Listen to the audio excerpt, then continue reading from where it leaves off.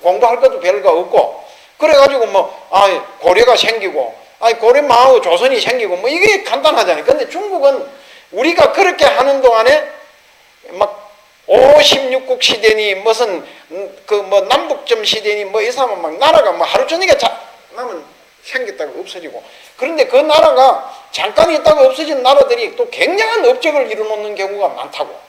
특히 이 불교 공부 같은 거 하려 그러면 그런 나라들이 많이 생겼는데, 그런 나라들을 다시 싹 하고 통일을 시킨 나라가 뭔 나라냐? 이 나라예요. 당이라는 나라야.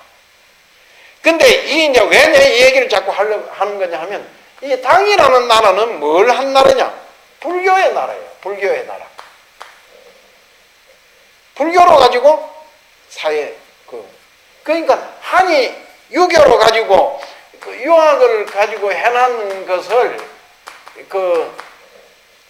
이걸 치우고 이 불교 국가로 된 거예요.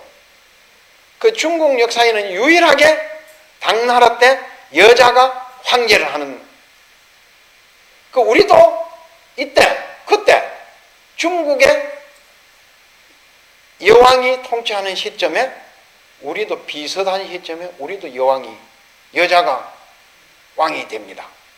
그게 누구예요? 선등여왕이에요. 두 왕이 우리나라에서도 그렇고 중국에서도. 근데 우리나라는 선등여왕이 상당히 높게 평가받는 반면에 중국의 척천무라고 하는 그 여자 황제는 평가절하돼서 평가를 많이 못 받죠. 왜 못 받느냐? 남자들이 자존심이 상해. 그 뒤에 보면 기분이 나쁘거든. 여자가 황제를 하고 너무 권력을 막 세게 주고. 그랬는데 실제 척천무 시절에 뭐가 있습니까? 중국이 그 당시에 가장 강적으로 생각하고 있는 고구려라는 나라를 멸망시키고 백제라는 나라를 멸망시켰잖아요. 그것만 해도 그 척천무는 굉장한 게, 우리 입장에서 보면 참 고약한 거석이죠. 그거 없었으면 그렇게 안 될 건데. 그랬는데 우리도 그 시점에 신라가 통일을 이뤘다 이러잖아요. 요즘 박근혜가 그 역사 교과서를 하면서 삼국시대라는 말은 없애고 남북점 시대로 왜 그렇게 돼 있는지 알아요? 우리는 통일신라 시대로 이래갖고 신라를 중심으로 역사를 공부하고 지금까지 공부해 왔는데, 고구려가 망한 그 시점에 뭐예요? 발해라고 하는 우리 민족이 만든 나라다. 대조영. 그래서 발해가 있고 북쪽에는 발해국이 있고 남쪽에는 뭐예요? 신라가 있어서 남북점 시대로 이렇게 역사를 바꿔야 된다. 이렇게 이제 기술을 하기로 한다 그래. 그거 하나는 그는 칭찬할 만한 것 같아요. 그거 하나만 살짝 밝히고 그 나머지는 비밀이라고 국정감사에서도 지금 감추고 있는데 무슨 장난을 하고 있는지는 모르겠어요. 그렇게 했는데 이제 이때 중국이 가장 화려한 문화를 피웠어요. 그 가장 화려한 문화를 피웠는데 이 피우고 그 힘을 받아서 이 나라가 다시 또 망하잖아요. 망하고 새로 등장한 나라가 뭐예요? 송이라고 하는 나라예요. 이게. 이 나라는 이 당나라만큼 화려한 문화를 피우지는 못했어요. 그랬지만 역시 굉장히 위대한 문화를 만들어. 중국 역사에 가장 우리가 그 화려한 문화를 꽃피우고 태평성대를 이룬, 그 당시에도 태평성대만 있었던 건 아니에요. 그렇지만 가장 그래 요즘도 보면은 이 방송 8대 문인 막 이러면은 당나라 때와 송나라 때를 통틀어서 하나의 문화책 그 속으로 하나의 보고 패턴으로 보고 그때 나온 위대한 문학가 8명. 그러면 뭐예요? 이태백이 두보를 위시해서 왕윤이 백거인이 또는 뭐입니까? 무슨 이름 뭐이고 뭐시기 굉장한 사람들이 그 당시 문인들이 쟁쟁한 문인들이 등장을 했어요. 해서 그때 당나라 때 못지않게 송나라에도 했어요. 그러면 송나라에는 이제 이 송이라는 나라에서는 유학만 크게 발전하고 유행했느냐? 그렇지 않아요. 불교도 당나라 때만큼은 화려하지 않았지만 역시 위대한 고성도 많이 나오고 그다음에 문화도 크게 꽃피웠다. 예. 이게 어느 날 우리가 보면 대종고라고 하는 그석이 종고라고 하는 굉장히 큰 그 선사가 하나 있어요. 이렇게 쓰는 건데 이 종고라고 하는 이 선사가 대해 종고 아주 참 굉장한 이 거석이고 어느 날도 우리 한국에서 하고 있는 이 선의 거석은 이분의 영향을 받아서 이분이 세워놓은 체계대로 선을 하고 있는 정도예요. 그런 시점에 이제 등장한 인물이 이 주자라는 사람이에요. 이 주자라는 사람도 그래서 공자 이후로는 이 거석에 이 주역이라고 하는 책에 가장 광범위한 주석을 달고 해석을 했어요. 했는데 이분이 이제 하는 게 보면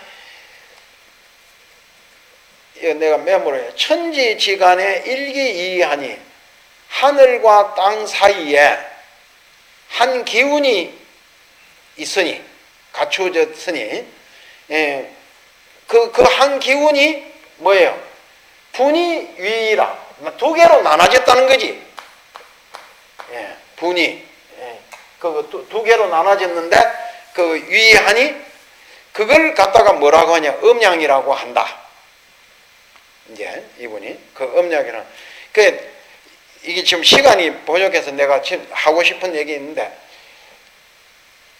이 서양에서는 이때 이 동양에서는 이런 사상이 유행을 하고 공자 때부터 이런 사상이 유행을 하고 있을 때 서양에서는 이런 사상이 나온 게 아니고 어떤 패러다임이 나오냐? 창조론이 나왔다고요. 창조론. 내 뒤에 이제 다음에 한번 더 설명을 오늘 좀 이 한나라 이 당나라 모양으로 이런 거 설명하는 것처럼 중국의 이제 유럽의 중세라고 하는 시대 중세. 이 중국은 참 유럽의 중세는요. 실제 그 내막을 알고 보면 우리가 상상하는 것 이상으로 불행한 시대입니다. 아주 불행하고 일반 백성들이 살아갈 수가 없어요. 그 당시에 평균 수명이 한 30살도 안 됐다는 거 아니에요. 30살도. 군줄려 죽는 거야. 그런 그 당시엔 최고의 부유한 데가 어디입니까? 수도원이야. 수도원. 수도원이 그러면서 그 수도원이 가지고 있는 행패가 또 얼마나 극심하고 했는데 그런 거석에서 이 동양에서는 이런 이 태극론 이렇게 해서 하나의 이게 이제 일기이원이라 하는 게 이런 거예요. 이게 태극이란 말이에요. 근데 이 태극이 한번 움직이면 어떻게 돼 있어요? 이렇게 해서 음양으로 나뉘었단 말이에요. 음양으로. 그래서 소위 천자는 하늘이라고 하는 것은 양지경청이 위평상자요. 이게 뭐냐 하면 하늘이라고 하는 것은 양으로서 가볍고 맑아 깨끗해. 이거는 그래가지고 어디에 있냐? 이 자리 위자 자리가 어디에 있느냐? 위에 있단 말이에요. 위상자야라. 응? 위에 있고 그러면 그 뒤에 소위 지자는 땅이라고 하는 것은 어떻게 되어 있냐? 땅이라고 하는 것은 음지중탁으로 음이라고 하는 그 땅이라고 하는 것은 음으로서 무겁고 무거울 중. 무거울 중에 이게 뭐죠? 무겁고 탁해서 혼탁해가지고 뭐예요? 이 탁하다 한 게 더럽다는 거 아니에요, 이게. 예. 그 탁해서 뭐예요? 자리가 어떻게 돼요? 자리가 아래예요. 아래에 위치한다. 이렇게 돼 있어요. 그래서 이게 이제 왜 내 얘기를 하느냐 하면, 공자는 처음 나오는 계산이 처음 나오는데 보면 양과 음을 구별할 때 뭘로 구별합니까? 이걸로 구별했잖아요. 존과 비, 이걸로 구별했단 말이에요. 그래서 뭐예요? 음은 비, 천한 거고, 존은 뭐예요? 고귀한 거란 말이에요. 그래서 이 존비가 뭐예요? 기천이 되는 거란 말이야, 이게. 예? 이 기천으로 나뉘어요. 이게 그 당시에는 이미 공자시대에는 뭐예요? 새로운 패러다임을 구성하는 데 있어서 사람은 좀비로 갈라지고 기천으로 나눠져 있다, 신분이. 그러니까 네가 아무리 까불어서도 함부로 앵기면 안 돼. 공자 사상이 위대한 것 같지만 이 패러다임 벗어나지 못했어, 실제가요.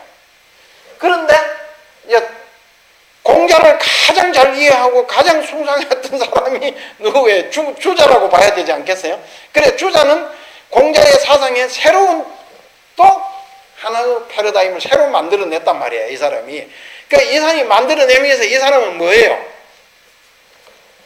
이게 양과 음을 어떻게 구별했느냐? 청과 탁으로 구별하고 청탁으로. 그리고 뭐예요?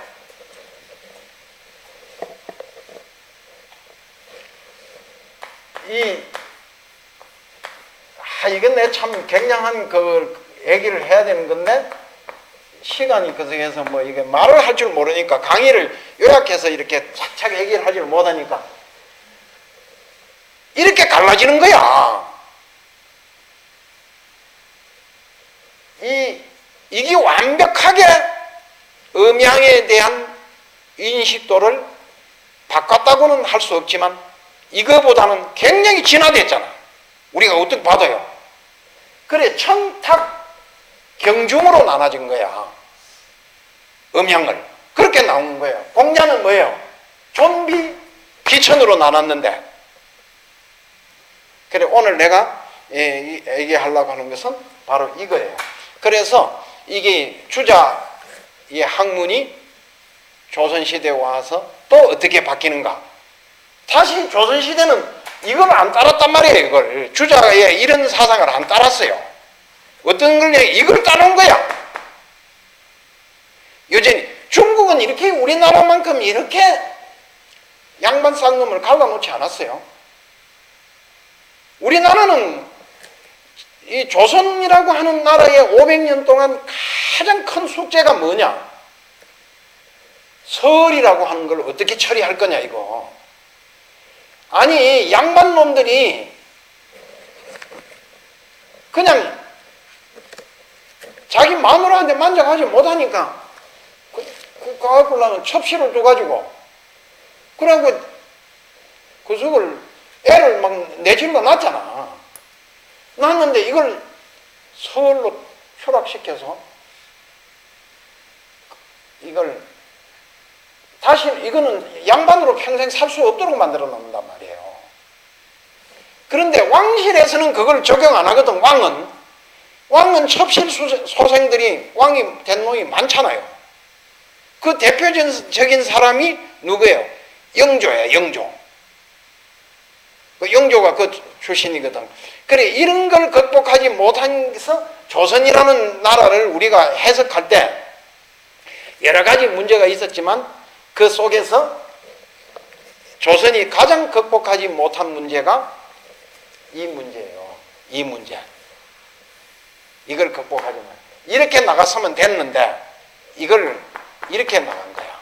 조선이라는 나라가. 이걸 극복하죠. 그래서 나는 이 조선의 유학자라는 게 그게 누굽니까? 무슨 태계라든가 율곡이라든가 내가 다 우습게 보는 거야. 우습게. 그럼 누구를 줬는데 이걸 극복하려고 하는 사람들이 무수히 나왔어. 조선시대에 안 나온 게 아니에요. 이걸 극복하려고 해서 나온 사람이 대표적인 사람이 뭐냐면 허균이라는 사람. 허균이라는 사람과 또 누구예요? 그 비슷한 시대야. 그 임진왜란을 전후로 해가지고 나온 사람 것이 정여림이라고 하는 정여림. 이 사람들은 이걸 극복하려고 무수히 애를 쓴 거예요. 그래서 그 뒤에 광해라는 사람이 쫓겨나는 것도 이걸 극복하지 못했기 때문에 쫓겨나는 거야. 결국은. 그 역사를 해석을 하는데, 그래, 그걸 오늘 이제 그 석에서 하는 송나라, 그 투자가 한 사람은 요거, 핵심이 요겁니다. 청탁, 경종.